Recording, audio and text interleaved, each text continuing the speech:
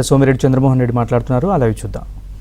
పంచాయతీ ఉంది, 6,000 చిల్లర 8,000 మంది జనాభా, 2 సచివాలయాలు ఉన్నాయి, దాదాపు 8 గ్రామాలు ఉన్నాయి. ఏమి ఆ గ్రామంలో పోయి ఇవ్వలేరు వాళ్ళు? ఒక ఇద్దరు సచివాలయం సిబ్బంది వన్ డే 29 రోజులు ఏం చేసుకోండి, ఏమైనా చేసుకోండి. అంటే ఈరోజు పెన్షన్లు ఎలక్షన్ కమిషన్ నిర్ణయం తీసుకుంది మీ వల్ల. వైసీపీ నాయకులు వాళ్ళు వాలంటీర్ని పక్కన పెట్టుకొని మీ కార్యకర్తల్లాగా గవర్నమెంట్ డబ్బులు ఇస్తూ వాడుకున్నందువల్ల ఎలక్షన్ కమిషన్ సీరియస్ అయింది. ఈరోజు 5 మంది ఎస్పీలు 3 కలెక్టర్ని వాత పెట్టింది, ఒక ఐజీని. ఎవరి వల్ల? మీ వల్ల. ఇటువంటి ఘోరమైన ఐఏఎస్ ఐపీఎస్ నేను చెప్పా నెల్లూరు ఎస్పీకి, ఆడ పోయినప్పుడు ఒక ఇష్యూ మీద లేచి వస్తూ ఒకటే చెప్పా, ఈ ఐపీఎస్ బిళ్ళ గౌరవాన్ని కాపాడుకో నువ్వు అని చెప్పా. ఏముంటాయి ఐఏఎస్లు ఐపీఎస్లు ఏమైపోయినాయి? నెల్లూరులో ఏమైంది? ఏం కళ్ళ కట్టినట్టు రెవెన్యూ ల్యాండ్స్లో బ్లాస్టింగ్ మెటీరియల్ పట్టిస్తే దిక్కులే. ప్రధానమంత్రికి చెప్పుకోవాల్సి వచ్చింది. ప్రధానమంత్రి నుంచి వచ్చిన తర్వాత అప్పుడు ఆపుతారు. ఒక్క వరదాపురం మైన్, నేను మొగళ్ళూరుకు పోతే జస్ట్ ఎలక్షన్ కోడ్ వచ్చిన తర్వాత ఆపుతారు. అందుకని కలెక్టర్లు లేరు, ఎస్పీలు లేరు. అంతా వీళ్ళ జగన్మోహన్ రెడ్డి వచ్చిన తర్వాత వ్యవస్థలన్నీ వాళ్ళ కాళ్ళ కింద నలిపినాయి. ఈరోజు క్వార్జీ పోవాలంటే టన్ను 7,000 రూపాయలు లోటస్ పాండ్కి పోవాలా, సిలికా పోవాలంటే నెలకు 12 కోట్లు పోవాలా. ఇంక వీళ్ళేం చేస్తారు? అందుకని ఈరోజు ఒక ఘోరమైన నీచమైన ముఖ్యమంత్రిని తరిమి కొట్టి రాష్ట్రాన్ని క్రైసిస్లో ఉన్న రాష్ట్రాన్ని కాపాడేదానికి మేమందరం ఒకటైనాం. అయ్యి ఈ రాష్ట్రాన్ని కాపాడుకుంటాం. అట్లే ఇప్పుడు కరెంటు ఛార్జీలు 7 సార్లు పెంచేసేసినాడు, 7 times. దీంట్లో ఉంది ఆయన మాట్లాడింది.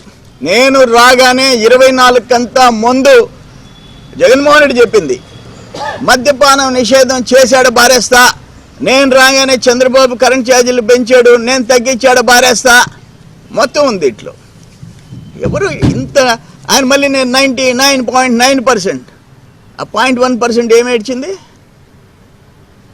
కానీ రాష్ట్రంలో ప్రజల జీవన పరిస్థితులు ఘోరంగా తయారైపోయినాయి. ఈ డ్రగ్ మాఫియా, లిక్కర్ మాఫియా. అరే గోవా మందు తెచ్చి 7 మంది సర్వేపల్లి సస్యానికి మంత్రి పదవి ఇచ్చాడు జగన్మోహన్ రెడ్డి. అందుకని ఆయన ఎంకరేజ్ చేస్తున్నాడు.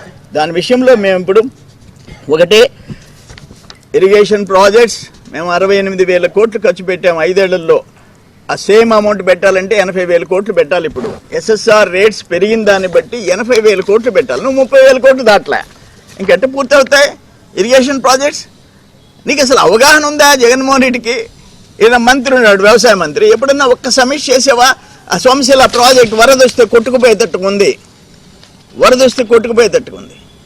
22 కోట్ల బిల్లీక ఏది అత్యవసరం, ఏది నార్మల్గా చేసుకోవచ్చు అనేది తెలియని incharge minister, irrigation and agriculture ministers జిల్లాలో ఉంటే ఏం చేస్తాం? మేము వస్తే రైతులకి 20,000 ఇస్తాం, నిరుద్యోగులకి 3,000 పెన్షన్ ఇస్తాం, లక్షల మందికి ఉద్యోగాల కోసం పెట్టుబడులు పరిశ్రమలు తెస్తాం, ఆడబిడ్డలకి 18 ఏళ్ళ నుంచి ఉండే వాళ్ళకి నెలకి 1,500 ఇస్తాం, బడికి పోయే వాళ్ళకి 15,000 ఇస్తాం.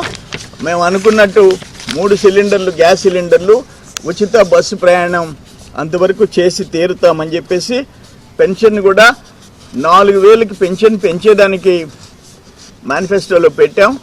ఉమ్మడి మేనిఫెస్టో, మళ్ళీ ఫైనల్ మేనిఫెస్టో తొందరలో రిలీజ్ అవుద్ది.